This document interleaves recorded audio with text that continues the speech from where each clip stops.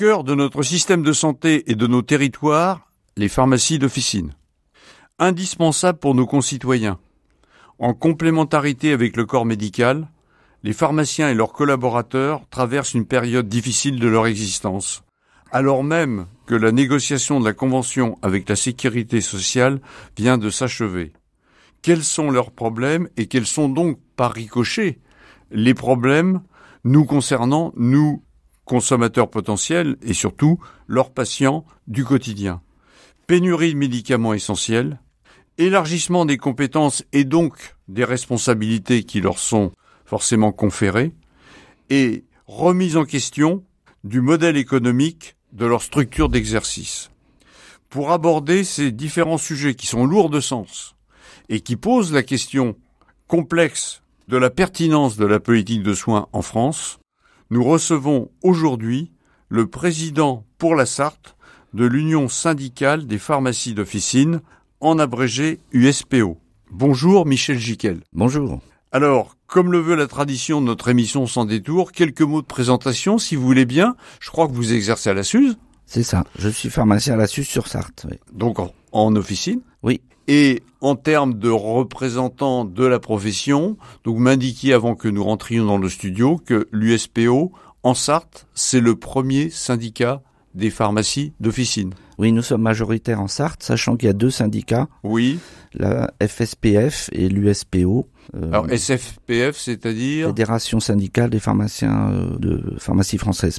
Donc au niveau national, vous êtes on va dire le second ou le deuxième. Voilà, par contre, la FSPF est majoritaire au niveau national. C'est ça.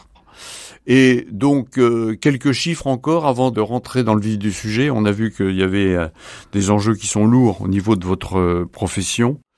Combien d'officines en France ? On est moins de 20 000 pharmacies désormais. Ça baisse régulièrement. Oui, on va en reparler. En Sarthe, on est 150 et à l'USPO syndicat que je représente, il y a à peu près 90 pharmaciens. Et 150 en Sarthe, si on dit il y a 5 ans, 10 ans, vous étiez plus nombreux, j'imagine ? On était 180.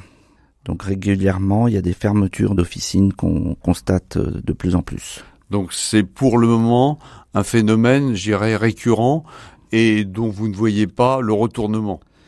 C'est multifactoriel. Il y a évidemment l'impact des déserts médicaux qui fait que de moins en moins de médecins font que ça se répercute sur l'activité de la pharmacie. J'ai en exemple en tête des pharmacies qui, à l'issue de leur cessation d'activité, du fait d'un départ à la retraite, il n'y a pas eu de remplaçant. Donc la pharmacie a fermé. Alors, on va aborder évidemment longuement au niveau de notre émission cette question du modèle économique et donc de la pérennité de vos officines, qui est lourdement remise en question. Mais peut-être dans un premier temps, il est bon quand même d'aborder cette question qui préoccupe et à juste titre, pour pas dire plus, nos concitoyens, c'est-à-dire la pénurie de médicaments. Et vous m'indiquiez que là, c'est un sujet évidemment complexe, grave, parce que ça veut dire concrètement qu'il y a des patients qui ne peuvent pas accéder à leur traitement. Oui, c'est vrai qu'au quotidien, on est confronté à ces problèmes de rupture. C'est de plus en plus important puisque l'année dernière, on était à 3000 références en rupture. Aujourd'hui, on est à plus de 5000 références. Le drame, c'est qu'on n'a pas toujours des solutions à proposer aux patients. Solutions alternatives. C'est ça. Donc, bien souvent, on fait appel au médecin pour qu'il change la prescription. Le fait de changer la prescription, le médicament en rupture, on reporte sur un autre médicament qui, à nouveau, devient en rupture. Donc, c'est un peu un cercle vicieux, en quelque sorte. C'est très compliqué. Alors les raisons sont multiples. On a délocalisé depuis plusieurs années la production des principes actifs des médicaments dans des zones lointaines, donc l'Asie du Sud-Est, la Chine entre autres, l'Inde, le Brésil. Ces producteurs du coup étaient à l'époque à des coûts intéressants pour les laboratoires. Du coup, on a perdu la souveraineté de la production en Europe. Oui. Et aujourd'hui, on essaie de faire machine arrière pour ne plus dépendre de ces exportations. Mais ça se fait... Ça demandera du temps parce qu'on ne peut pas réinstaller rapidement une usine. S'y ajoute peut-être la contrainte entre guillemets environnementale, c'est-à-dire que les Français, évidemment, ils veulent avoir des médicaments, ils veulent peut-être pas avoir les usines parce que ça pollue. On est d'accord ? C'est aussi un sujet. Cette question-là. Donc de toute façon, c'est pas dans l'année ou dans les 5 années qui viennent qu'on va résoudre par la relocalisation le problème. Donc ça veut dire que la solution, ça passe par quoi, Monsieur Gicquel ? Alors, on subit aussi depuis plusieurs années des restrictions budgétaires par rapport à des économies de santé que la Sécu nous demande. On parlait de la convention tout à l'heure, on en dira peut-être quelques mots. Oui, après, et du coup, sur l'impact sur le prix des médicaments, fait que chaque année, la Sécurité sociale nous impose des baisses de prix de médicaments. Malheureusement, aujourd'hui, on arrive à un point de rupture qui fait que les laboratoires, du fait de leurs contraintes et de leurs charges et de l'inflation comme tout le monde a subi, vend ces médicaments sur d'autres pays qui achètent à un prix plus élevé. Donc ils préservent leur marge, c'est aussi leur métier, parce que ce sont des entreprises, j'allais dire capitalistes, c'est un gros mot peut-être. Oui, puis c'est des stratégies mondiales, donc la France fait partie de l'ensemble de pays qu'ils fournissent et elle n'est pas prioritaire. Donc ça veut dire, si je vous suis bien, Monsieur Gicquel, et je pense que là-dessus peut-être que vous avez un consensus avec l'autre syndicat, la seule solution, c'est d'accepter de payer plus cher le médicament. Je comprends bien. Il faudra revoir... pour résoudre ce problème de pénurie, pour que la France redevienne attractive en termes de clients. Oui. Alors, l'idée des pouvoirs publics, c'était de dire on va pouvoir baisser le prix des médicaments sur les médicaments matures, c'est-à-dire qu'on déjà fait preuve d'une commercialisation sur des années qui... on estime, génère une rentabilité. Donc sur cette rentabilité-là, on peut prétendre à faire baisser le prix pour favoriser l'innovation et les nouveaux médicaments. Malheureusement, à force de baisser ces prix, on arrive, comme je le disais, à un point de rupture. Entre médicaments matures et médicaments génériques, c'est pas la même chose. Non, les médicaments matures sont les médicaments qui sont sur le marché depuis plus de 10 ans, 20 ans. Mais ils peuvent ne pas être génériques. Génériqués ou pas. Ou pas. Donc le générique a quand même apporté un bol d'oxygène en termes d'économie pour la sécurité sociale. Oui. Puisqu'on parle de plusieurs dizaines de milliards d'euros depuis une dizaine d'années. Donc ça a quand même fortement aidé. Même. Alors il y a une autre classe de médicaments sur lequel on se bat également, c'est les médicaments qui sont issus de la recherche biologique, ce qu'on appelle les biosimilaires. Donc ça, c'est des médicaments très innovants, chers, et très ciblé sur des pathologies assez graves aussi, ciblées. Oui. Et là, il y aurait un potentiel source d'économie à faire. Pour l'instant, la sécurité sociale ne considère pas que la pharmacie doit bénéficier de ces économies. Et alors, quelle est la réponse? Alors, encore une fois, ce sont des entreprises capitalistes qui font du résultat et qui ont des actionnaires. Quelle est, pour le moment, la position, j'allais dire, citoyenne, si on peut appeler ce terme, sans être naïf, des grands laboratoires, y compris français? Est-ce qu'ils comprennent qu'il faut quand même faire quelque chose pour la pénurie en France, ou ils sont totalement hermétiques, j'allais dire, parce qu'ils sont dans leur logique, j'allais dire, d'entreprises et de grandes entreprises? Ils restent sur des stratégies européennes ou mondiales, donc la France n'est pas l'exception. Même s'ils sont français d'origine, peu importe. Je pense à Sanofi, par exemple. Sanofi lâche de plus en plus ses médicaments traditionnels pour aller vers des niches beaucoup plus rentables pour eux. Ouais. Alors, le dernier exemple en date, c'est un vaccin grippe pour les personnes de plus de 65 ans, les Fluelda. Oui. Qui n'a pas trouvé accord avec les autorités en France pour qu'il soit commercialisé à un prix donné. Donc Sanofi a décidé de ne plus commercialiser ce médicament en France. Donc c'est aussi une perte de chance de couverture vaccinale pour les patients au détriment d'un prix de rentabilité. Monsieur Gicquel, à son détour, on n'est pas là pour enjoliver les choses. Ça veut dire qu'on s'installe durablement dans une situation potentielle de pénurie. Je pèse mes mots, vous avez noté, mais malgré tout, vous êtes en train de nous expliquer que, à échéance de 4-5 ans, voire un peu plus, les solutions, on n'en voit pas la teneur. Si je comprends bien, votre propos, vous allez me dire. C'est compliqué, en effet, c'est compliqué. Parce que de tous côtés, donc c'est du rafistolage du style, on revient vers le médecin, on lui demande de revoir sa copie, sachant que c'est pas forcément une bonne chose. Est-ce que la bonne solution, mais ça peut pas tout couvrir, c'est faire davantage de prévention? Enfin, c'est pas la solution non plus, c'est pas la panacée. La prévention, c'est vrai que, alors la santé en France est considérée comme une dépense. C'est dommage que on considère pas que la santé c'est un investissement, puisque chaque fois qu'on investit dans la santé et la prévention, on peut éviter d'engendrer des dépenses. Donc il faudrait revoir la façon d'aborder les choses de fond en comble. Le modèle économique des pharmacies repose sur la vente de médicaments. S'il n'y a pas de médicaments, il n'y a pas de rentabilité. Ça fragilise encore notre système de santé. Alors, on en vient, vous avez fait mon travail, mais je vous en remercie, Monsieur Gicquel. On va aborder le deuxième sujet, sachant qu'on sort du premier, évidemment, avec des propos dont on a compris qu'ils ne pouvaient pas être dans l'optimisme. Donc, deuxième sujet qui n'est pas forcément beaucoup plus, j'allais dire, favorable, c'est le sujet de votre métier, de votre existence, alors même qu'on n'a jamais clamé, et ce, notamment depuis la crise Covid, le caractère indispensable de votre présence sur l'ensemble du territoire. Je l'ai dit dans mon introduction et j'assume totalement mes propos. Et vous m'indiquiez, avant qu'on nous entrions dans le studio, que depuis très longtemps, on n'a jamais constaté une telle fragilité de vos structures d'exercice, on est bien d'accord, et que donc potentiellement, et pas seulement potentiellement, un nombre de fermetures est aujourd'hui observé sur le territoire national, on est bien d'accord. Oui, c'est vrai qu'on a une augmentation du nombre de fermetures de pharmacies en France aujourd'hui, de l'ordre d'1 à 2 pharmacies par jour. Ce qui fait qu'on va se retrouver avec des territoires, notamment en territoire rural, avec des zones où il n'y aura plus de pharmacie. Alors, se rajoute ou vient en complément de cette conséquence, c'est évidemment les déserts médicaux. Il est très difficile, en effet, de garder une pharmacie en activité s'il n'y a plus de médecins dans la commune. Qui prescrit, par hypothèse, les fameux médicaments que ensuite vous vendez. Ce qui est normal, c'est une suite. Donc on est dépendant à plus de 80% en général en rural sur le médicament prescrit. Alors c'est là encore un cercle vicieux puisque beaucoup de Français considèrent que le pharmacien dans un certain nombre de situations peut remplacer la carence des médecins, mais quand le médecin s'en va, le pharmacien s'en va aussi, donc on accroît encore le problème parce que la question de la complémentarité entre vos deux métiers, il est de fait complètement annulé. Alors souvent on parle de triptyque dans ce genre de situation, donc il y a les infirmiers, les médecins et les pharmaciens. Si on enlève un des piliers, si on enlève le médecin par exemple, ça devient compliqué pour les autres professionnels de santé.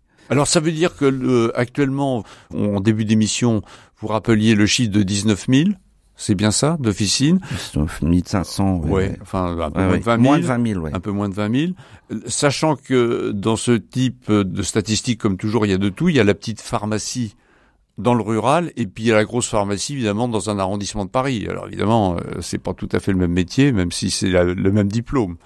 Mais ce qui est le plus fragile, c'est ce que vous venez de nous indiquer, c'est en ruralité. C'est pas les grosses pharmacies dans les grandes métropoles. Alors il y a aussi des fragilités de couverture médicale avec des médecins généralistes dans les grandes villes. Ça devient aussi on parle de la Seine-Saint-Denis notamment, par exemple. Parce que il y a un nombre de médecins qui sont âgés de plus de 60 ans qui représentent plus de la moitié. Ouais. Donc dans les années à venir, il va falloir anticiper ou du moins trouver des solutions pour pallier à ce problème.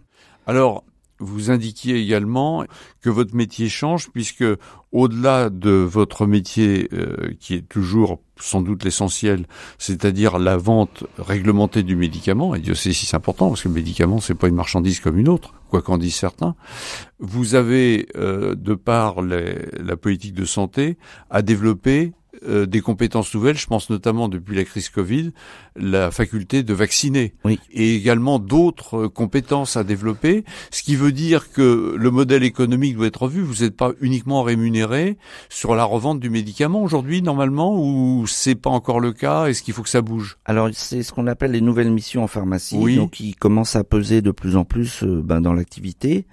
Pour cela, il y a la vaccination, le dépistage, les entretiens pharmaceutiques, les tests de dépistage. Oui. Donc ça reste des activités complémentaires, très intéressantes.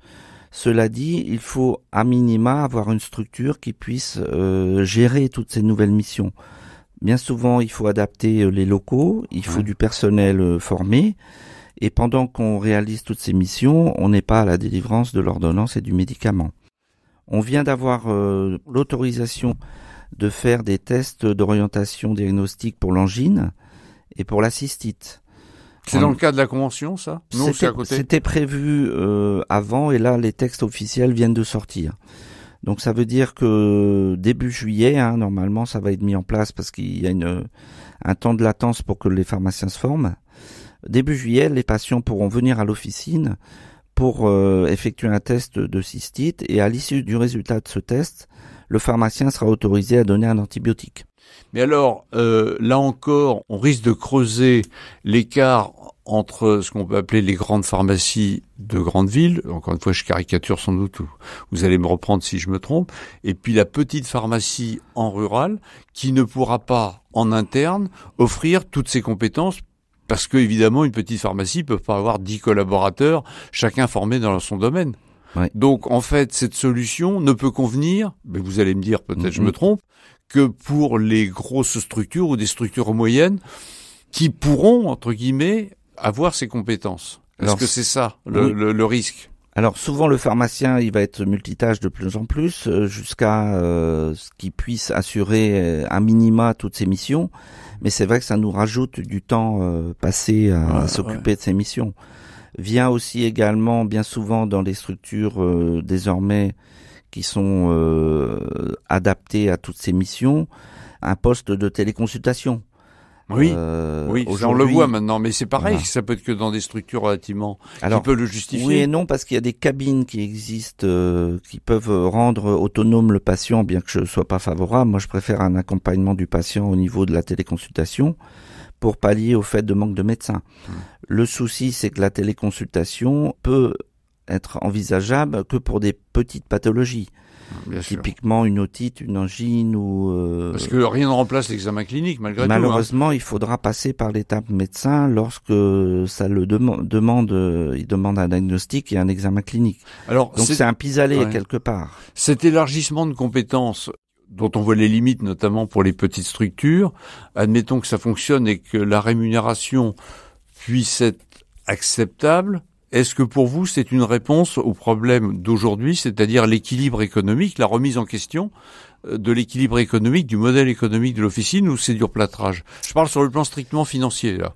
C'est pas suffisant parce qu'en fait, le cœur de métier doit être revalorisé, c'est-à-dire la délivrance du médicament relié à l'ordonnance. Donc c'est la marge brute, là, faut appeler un chat un chat. Ça, c'est la grosse activité qu'il faut absolument revaloriser. Tous les pharmaciens subissent aujourd'hui le contre-coup de l'inflation. Donc on a à gérer une augmentation des charges. Y compris de personnel? De personnel, parce qu'après le Covid, on a augmenté les salaires pour aussi garder notre personnel, parce qu'il y a une rupture au niveau des embauches. On ne trouve pas le personnel compétent pour augmenter les équipes. La formation des jeunes pharmaciens, des futurs pharmaciens, pose problème également, c'est-à-dire qu'il y a moins de candidats au métier? Alors ça dépend des facultés, mais dans l'ensemble, ça a diminué. On a réformé aussi les études liées à la santé en cumulant en fait les études médecine, pharmacie, kiné et dentaire.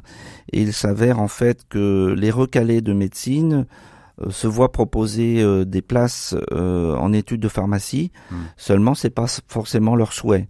Donc ces places qui ne sont pas pourvues par les étudiants recalés en médecine, par exemple, restent vacantes. Donc on arrive à des nombres de diplômés pharmaciens qui sortent inférieur à ce qui était avant. Ce qui pose également donc des problèmes de transmission d'officine aussi. Aussi. Alors les jeunes diplômés souhaitent aussi revoir leur façon d'exercer, donc ils sont plutôt dans une idée d'exercer à plusieurs sur des structures plus grosses pour pouvoir s'attribuer du temps autre et ne pas consacrer du lundi matin au samedi soir leur temps à rester à exercer en officine. Donc ça veut dire quand même, là encore, on tape où ça fait mal, ça veut dire que pour vraiment le modèle de pharmacie d'officine en rural, qui pourtant est indispensable pour maintenir notamment un lien et une politique de santé bien répartie sur l'ensemble du territoire, le problème, il est aujourd'hui très concentré là, il est moins prégnant en ville. Alors, quand je parle en ville, en grande ville. Ce qu'il faudrait, c'est envisager des pharmacies mères, donc assez importantes, et des annexes qui font que ça pourrait pallier un jour ou deux par semaine une ouverture d'accès aux médicaments dans les campagnes. Comme les bureaux de poste un peu, quoi. Parce que malgré tout, une grosse structure est à même de gérer des stocks, de la trésorerie, une rentabilité suffisante, qu'une petite pharmacie aura du mal à subvenir. Par contre, si on imagine des petites pharmacies satellites liées à la grosse pharmacie mais mère, avec un pharmacien sur place quand même. Oui. il faudra toujours un pharmacien. Mais par contre, il serait pas ouvert du lundi matin au samedi soir, pour reprendre notre propos. Ça serait deux jours par semaine, par exemple. Ça pourrait être une idée, ouais. C'est ce qui se fait quelquefois par rapport à des cabinets médicaux plus gros qui détachent un médecin un jour ou deux par semaine dans un village ou une campagne. Mais c'est quand même une réduction du service, on est d'accord? Ah oui. Bah oui, forcément, on peut comparer avec le bureau de poste. Hein. Alors nous, notre inquiétude le 30 mai quand on était dans la rue, c'était aussi d'alerter sur le danger de vente de médicaments sur Internet. Alors, vous êtes parfait, Monsieur Giquel, parce que je voulais venir et je vois l'heure qui tourne. Donc effectivement, il y a quand même deux choses qui vous préoccupent à juste titre, c'est la vente sur Internet et puis également toujours cette revendication de la grande distribution. Quelques mots sur les deux sujets, si vous voulez bien, avant qu'on conclue cette émission. Oui, alors la vente de médicaments sur Internet, ça nous soucie beaucoup par rapport à la sécurité de la délivrance des médicaments, ce qui sont bien souvent accompagnés pour nous d'un conseil et d'un accompagnement. Les patients, on les connaît, on sait ce qu'ils prennent comme médicaments par leur pathologie. Si demain on rentre sur des interfaces virtuelles de sites Internet de vente, il y aura certainement un mésusage du médicament. Ouais. Il peut y avoir aussi des faux médicaments qui circulent. Bien sûr, il y a de la fraude, hein. Notamment tout ce qui vient, notamment d'Asie et autres, c'est pas verrouillé. Deuxième sujet, depuis longtemps, la grande distribution, notamment par la voix de Monsieur Leclerc, revendique la possibilité de vendre du médicament. Qu'en est-il aujourd'hui ? Alors, il est toujours avec ses amis de la grande surface à l'affût de savoir s'il serait possible pour lui de vendre les médicaments. Il y a déjà eu des essais dans d'autres pays voisins, type en Italie, sur ça. Évidemment, nous, on est professionnels de santé, on n'est pas dans un système uniquement de rentabilité et de prix. Bien sûr.